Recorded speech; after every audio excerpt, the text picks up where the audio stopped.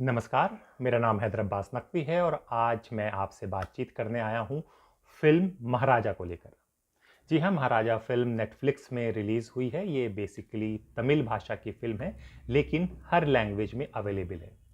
इस फ़िल्म का ज़िक्र क्यों हो रहा है और ये फ़िल्म किन-किन लोगों को देखनी ज़रूरी है, इस पर हम बात करेंगे। फ़िल्म की कहानी पे बात करेंगे, फ़िल्म के स्क्रीन प्ले पे बात करेंगे, फ़िल्म के निर्देशन पे बात करेंगे, फ़िल्म के कलाकारों पे बात करेंगे, फ़िल्म के फ्लो पर बात करेंगे कि क्यों ये ख़ास बन गई है फ़िल्म उन स्टूडेंट्स के लिए जो फ़िल्म मेकिंग में अपना करियर बनाना चाहते हैं या जो लोग काम कर रहे हैं और उन लोगों के लिए जो मूर्खाधीश हैं बड़े-बड़े चैनलों और ब्रॉडकास्ट सैटेलाइट्स में बैठे हुए हैं और जो नए राइटरों को इस तरह का स्क्रीन प्ले और स्टोरी लिखने के लिए प्रोत्साहित नहीं करते हैं, मना कर देते हैं कि कहते हैं कि हमारी हिंदी ऑडियंस इस तरह के स्क्रीन प्ले को समझ नहीं पाएगी। कहानी बहुत सिंपल है, पर बहुत कॉम्प्लिकेटेड भी है।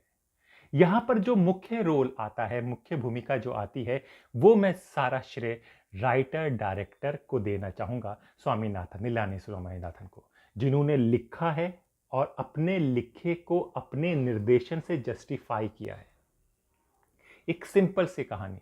कहानी अगर देखी जाए तो ऐसी हज़ारों कहानियाँ हम लोग देख चुके हैं, लेकिन जो उसको पेश किया गया है, यानी कि जो उसकी प्रेज़ेंटेशन है, वो इतनी अलग है, इतनी ख़ास है कि और उसके निर्देशन को जिस तरह से किया गया है, प्रेज़ेंटेशंस भी यानी कि जो एलिमेंट यूज़ किए गए हैं, वहाँ पर यानी कि जो बोल रहा है और जो दिख रहा है, जिस तरह से कैरेक्टर अपनी कंप्लेन लिखाने आता है, जो हो रहा है वैसा आप कई बार देख चुके हैं। लेकिन जब उसको परोस कर एक प्लेट में पेश किया जाता है, तो वो खूबसूरत व्यंजन दिखता है।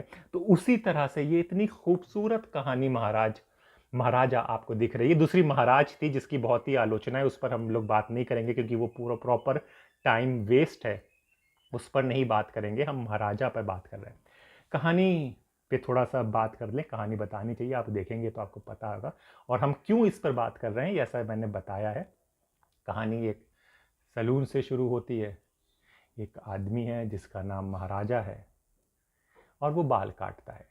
अपने परिवार से प्यार करता है, बहुत ही कॉमन सा चीज़ है और उसी बात से और उस दिन उसको अपने घर जाना था क्योंकि उसकी बीवी ने बुलाया था। यहाँ पर कहानी चल रही है, आपके वो घर जाता है, घर में वो पत्नी कहती है कि उसके लिए कुछ खिलौना लाना चाहिए, तो हम देखते हैं कि वो एक दुकान पर है, दुकान पे पत्नी का घर उस तरफ है, वो खिलौना दिखाता है, पत्नी मना कर देती है, फिर एक खिलौना और पसंद करता है, फिर पत्नी मना कर देती है, फिर एक टेडी बियर पसंद किया जाता है, पत्नी उसे हाँ कर देती है। ये इस तरफ दुकान है और उस तरफ घर है। बहुत अच्छा सिनेमेटोग्राफी है, जब कहानी खुलती है तो आपको पता चलता है। तो वहाँ पर टेडी बियर को किया जाता है और वहीं पर वो अपनी पत्नी से मोहब्बत दिखाने के लिए कम बोलने वाला आदमी एक बहुत अच्छी सी स्टैचू जिसमें पति पत्नी मोहब्बत का निशानी एक दूसरे का उसको लेता है। तो दुकानदार ये बार बार देखता है कि हर चीज़ के लिए अपनी पत्नी से पूछता है, तो कहता है कि इसको भी अपनी पत्नी से पूछ लो। तो वो हल्के से जवाब देता है, बहुत ही अच्छा रोमांस और जो आपको सब कुछ समझ में आएगा, नहीं वो मान जाएगी, वो इसको ये अच्छा लगेगा। यहाँ पर ज़िंदगी जो आप कहते हैं कि ना एक शॉकिंग एलिमेंट जो फ़िल्म में आता है, यहाँ पे इतनी अच्छी मोहब्बत और कैरेक्टर को हम लोग इस्टेब्लिश कर रहे हैं, उसको परिवार को दिखा रहे हैं, बहुत सिंपल से, ज़्यादा ना डायलॉग है ना कुछ है, सिर्फ एक्सप्रेशंस का जो खेल है, जो निर्देशन की मैं तारीफ़ कर रहा हूँ, जो लेखन की मैं बात कर रहा हूँ और लेखक निर्देशक एक ही हैं, जिनमें कोई कॉन्फ्लिक्ट नहीं हुआ होगा, उनको उस चीज़ों को बताने के लिए बहुत खूबसूरती से दर्शाया गया है। सिर्फ़ एक्सप्रेशंस के साथ उस चीज़ों की मोहब्बत को दिखाया गई है। बच्ची को वो चीज़ अच्छी लगी है, बच्ची के साथ वो कैरेक्टर को दिखाया गया है और इतना सब कुछ हो रहा है, ऑडियंस अभी इस कैरेक्टर के साथ जुड़ी हुई है, तभी एक शॉकिंग एलिमेंट आता है। एक ट्रक, बेकाबू ट्रक घर के अंदर घुस जाता है। देखिए, जो बेकाबू ट्रक घर के अंदर घुस जाता है, ऐसा गांव देहातों में कई जगह होता है। तो जो चीजें ली गई हैं उस स्क्रीन प्ले में, जो चीजें वो बताई गई हैं उस कहानी में, वो एकदम रियलिस्टिक होता है। इसीलिए ऑडियंस जुड़ती है, उनको लगता है कि हाँ, ऐसा तो हमने पहले देखा है, हाँ ऐसा तो हमने पहले कहीं जाना है, सुना है। तो वही चीजें होती हैं और यहां से कहानी हमारी और आगे चली जाती है 10 साल पहले। अब यहाँ पे क्या होता है ना, साउथ की फिल्म्स में हम लोग कैरेक्टर इंट्रोड्यूस करते हैं और जो भी कैरेक्टर इंट्रोड्यूस करते हैं वो बहुत इंपॉर्टेंट कैरेक्टर होता है। इसी बीच में हम वो दिखाते हैं कि एक वर्कशॉप के अंदर एक गुंडा टाइप का आदमी आता है, वो उस चीज़ों पे होती है लड़ाई, होती है झगड़ा होता है और वो उसका चश्मा खो गया होता है। वो कहता है कि ये पार्षद होता है, पार्षद तो कहता है कि मेरा चश्मा था मेरी गाड़ी के अंदर और सर्विस लेने में आया था, तो ये चश्मा नहीं मिल रहा मेरा। तो वो कहता है, जिसका मैनेजर होता है, कि भाई ये सर्विस इसकी एक आदमी ने की थी, वो अभी आएगा तो हम लोग उसे बता देंगे। तो इस समय वो आदमी आ जाता है जो सर्विस लेने गया होता है, तो पता चलता है कि वो कुछ टाइम पहले ही जेल से छूटा हुआ था। तो उस पर गुस्सा होता है, कहते हैं मेरा चश्मा वापस कर दे। कहते हैं कि अच्छा वापस कर देंगे। फिर वहाँ पर ये जाते हैं, एक क्लब में होता है जहाँ पर वो बैठा होता है और वहाँ पर वो जाकर उस आदमी को मारता है, जिसका जो पार्षद होता है, जिसको इसने वर्कशॉप के अंदर मारा होता है। ये कहानी का एक हिस्सा होता है। अब लोग सोचेंगे कि ये बीच में क्यों इंट्रोड्यूस किया गया है, इससे सब कुछ जुड़ते हुए चले जाते हैं। और इधर 15 साल के बाद हम लोग देखते हैं कि वो एक खाली जगह पर, यानी कि जहाँ पर अपना जो ये महाराजा आदमी था, इसने एक घर लिया हुआ है खाली जगह पर। खाली जगह के में आगे खेत वेत हैं, पीछे सोसाइटीज़ हैं, बिल्डिंगें दिखती हैं, लेकिन जो एरिया है वो एक अलग सा खाली सा है। वो चीज़ें भी बताने के लिए एक दर्शकों को समझ में आएंगी कि क्यों शायद इसके घर में पहला वो एक्सीडेंट हुआ था जहाँ पे ट्रक बेकाबू हो गया था, आगे इस तरह से ना आए, अपनी बच्ची को प्रोटेक्ट करने के लिए। अपनी बच्ची को प्रोटेक्ट करने के लिए इसने इस जगह पे घर लिया है, जो एकदम जस्टिफाई करता है। वहीं पर ना एक डस्टबिन होता है जिससे लिखा होता है यूज मी, एल्युमिनियम का बना होता है और इसका नाम होता है लक्ष्मी। अब यहाँ पे डायरेक्शन के फिर बड़ी खूबसूरत आता है कि ये लक्ष्मी कौन है। तो ये लड़की जो बड़ी बच्ची जो हम लोगों ने पहले सीन में देखा होता है, जो शायद बच जाती है वहाँ पर, तो वो लड़की होती है। वो लड़की बोलती है कि ये लक्ष्मी एक कूड़े का वो है, ये इसलिए इसका नाम लक्ष्मी रखा मेरे पापा ने, क्योंकि जब एक्सीडेंट हुआ था सब लोग मर गए थे, तो मुझे इस लक्ष्मी ने बचाया था। तो इससे एक अटैचमेंट दिखाया गया है, इस अटैचमेंट को इस्टेब्लिश कर दिया है कि ये बहुत इंपॉर्टेंट है इस महाराजा के लिए, क्योंकि ये चीज़ फिर आगे चलकर कहानी में बहुत अच्छी तरह से जुड़ने वाली थी, जोड़ी भी गई है बहुत ही खूबसूरत तरीके से कि लोग यकीन करेंगे यहाँ पर। ठीक है, फिर ये लड़की का बहुत अच्छी स्पोर्ट्स में होती है, पढ़ाई लिखाई में होती नहीं है, होती तो स्पोर्ट्स टीचर्स इसको पसंद करती हैं।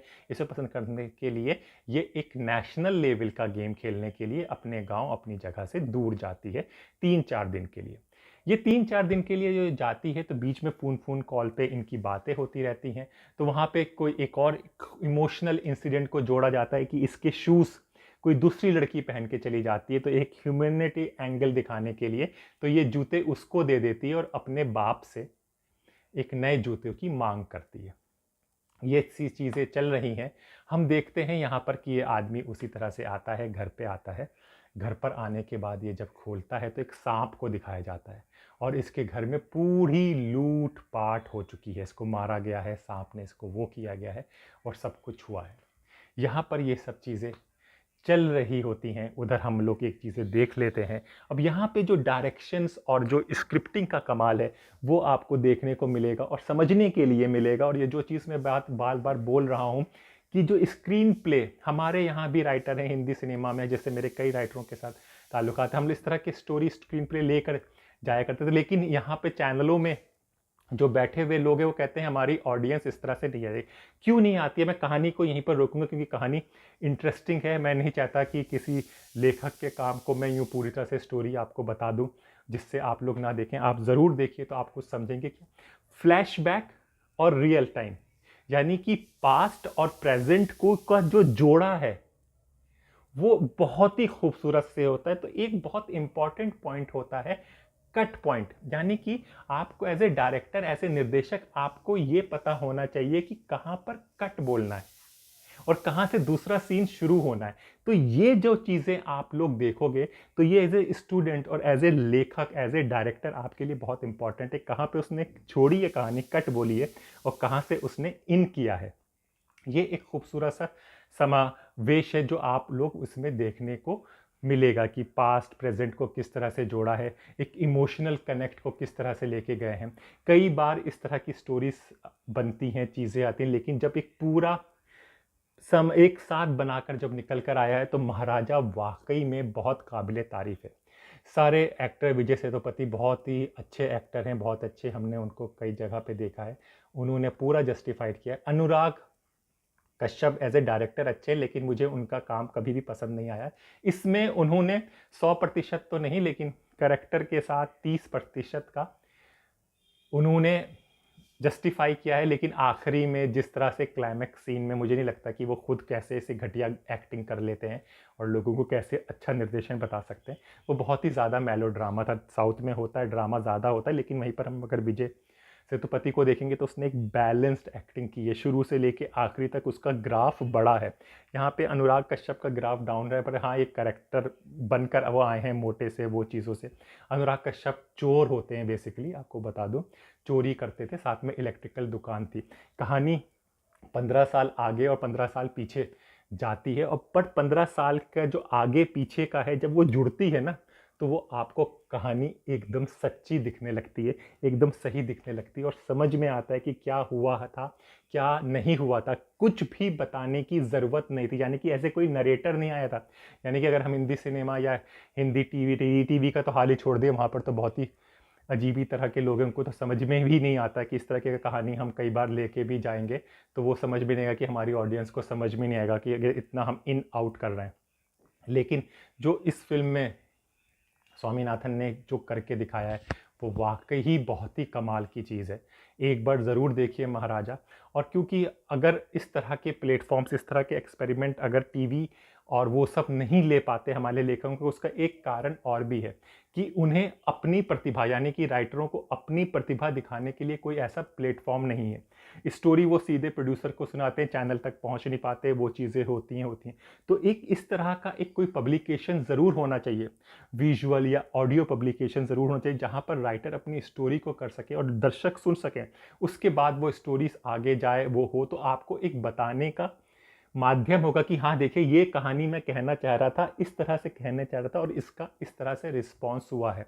तो इस तरह के अगर कुछ प्लेटफॉर्म डेवलप होते हैं ऑडियो पब्लिकेशंस टाइप के, तो राइटरों के लिए बहुत ही अच्छी बात है, जिसमें वो अपने आइडिया को स्टोरी फॉर्म में अपने आइडिया को बता सकें किसी अच्छे कथावाचक के थ्रू। तो महाराजा की कहानी मैं पूरी नहीं बता रहा, मैं बीच में, लेकिन कहानी बहुत ही इंटरेस्टिंग है। मैंने बताया है आपको कि फ्लैशबैक और करंट सिचुएशंस को जोड़ते हुए कहानी को क्या है। कैरेक्टर का ग्राफ बहुत अच्छी तरह से, चाहे डार्क है थोड़ी सी, बहुत फैमिली के लिए साथ नहीं देंगे, लेकिन वो डार्क एक हकीकत है हमारे इस देश की, हमारी दुनिया की, हमारे समाज की।